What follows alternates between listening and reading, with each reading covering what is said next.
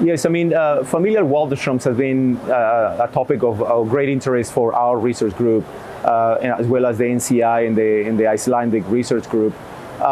So here at SOHO, there's a poster by one of our research fellows, Andres Ramirez, and he actually collected data in about 1,000 patients with Waldenström's. And the idea of this study was to separate the patients who have a familial history of Waldenström's, patients who have a familial history of a blood cell cancer, either B cell type or non-B cell type, and the sporadic patients who have no history of familial Waldenström's or familial cancers in that matter. And I try to understand really if there are any differences in the clinical presentation or the prognosis of these patients. And from our study, the group of patients with familial Waldenström's, that means a patient who has another first-degree family member, either parents or siblings or children with Waldenström's as well.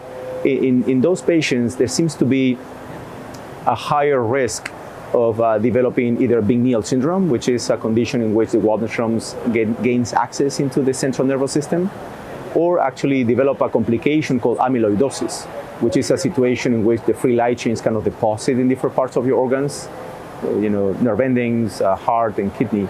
But there's a lower risk of actually having neuropathy, for example. So those are, hypothesis-generating findings from this research. In the sense of outcomes, we didn't see a major difference in terms of survival in patients who have familial Waldenström's compared to patients who do not have.